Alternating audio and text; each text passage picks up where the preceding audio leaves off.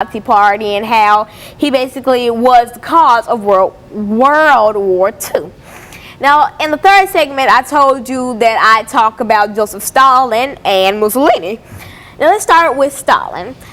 He was, when you rank these three men, basically, Mussolini would be like kind of the man in the middle. Like he wasn't, well, not Mussolini, but Stalin. I mean, he wasn't like the worst dictator, and they'd never be the best. But I mean, like in these three, like rating them about how bad they were, Adolf Hitler would be at the bottom, then it'd be Stalin, then it'd be Mussolini, because Mussolini basically caused the most trouble.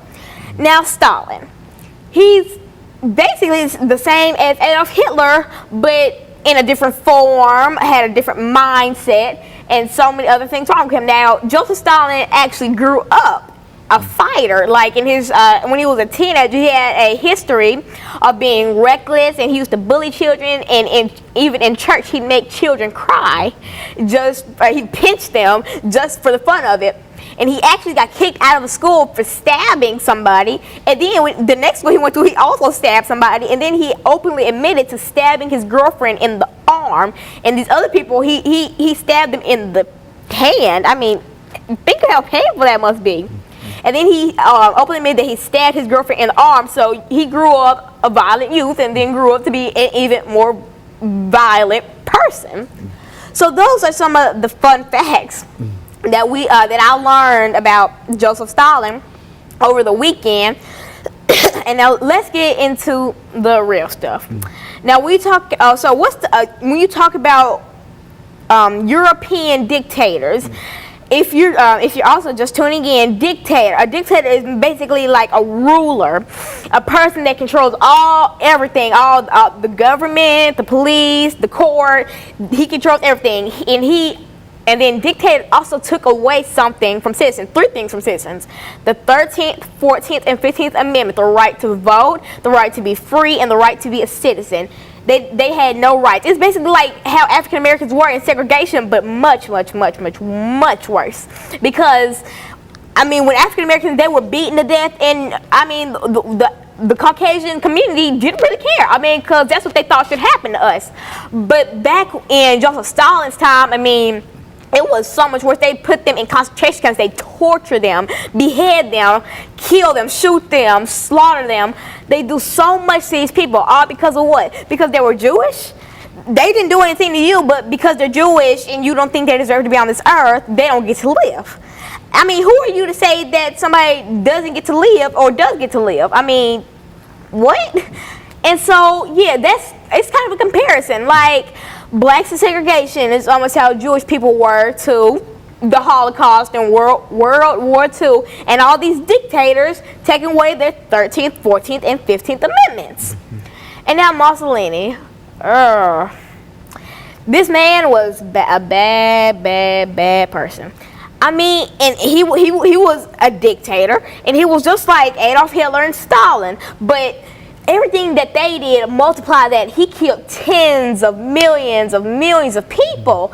And I mean, that's what they all did, but why? What did they do to you? Did they steal something from you? No. Did they shoot your wife or your children? Oh, by the way, Mussolini had 7 children. Fun fact about him. But anyway, did they shoot one of your children?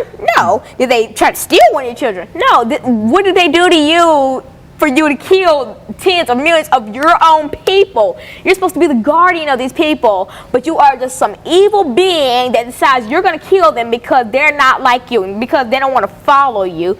And so I don't believe that's right. I don't think that's right at all. That's horrible.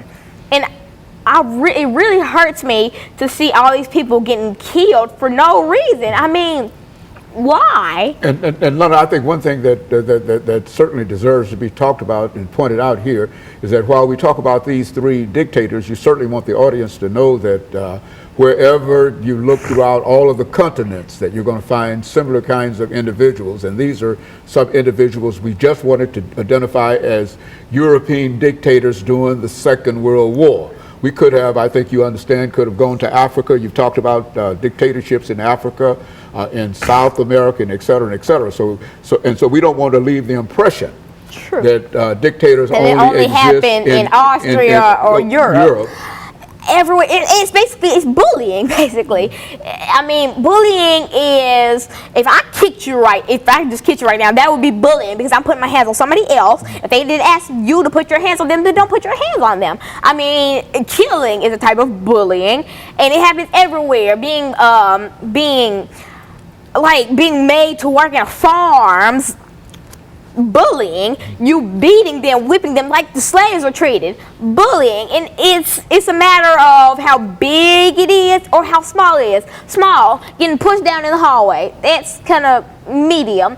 You killing tens of millions of your own people, that breaks the scale right there. That is the worst type of bullying. I mean, like dripping slow acid on somebody's skin was a method of torturing, which was banned by the U.S.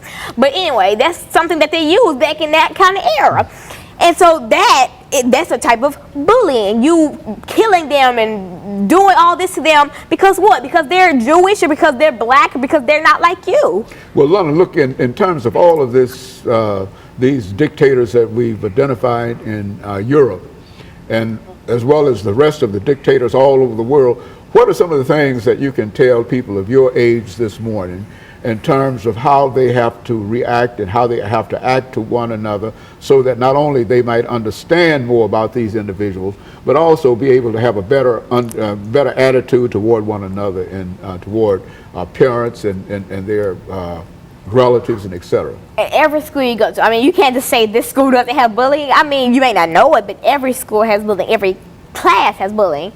I mean, I want to say to children my age, I mean, if you see it, then tell somebody. I mean, because I know I've heard children say, like, if I saw bullying and I told a teacher, they were like, oh, you a snitch. I mean, that's not even the right definition of snitch. Snitch is telling fake stuff about another person just to try to intimidate them.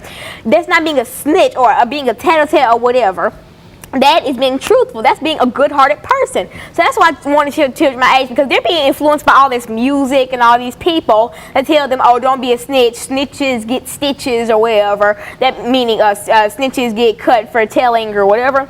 I mean, I doubt that, and if you do, then you will die knowing that you did something good and that you helped somebody and that you potentially stopped that was something that can turn into a bad situation. And so that's what I want to tell children my age. I mean, don't think you're going to be a snitch, you're going to be attacked because you tell somebody something.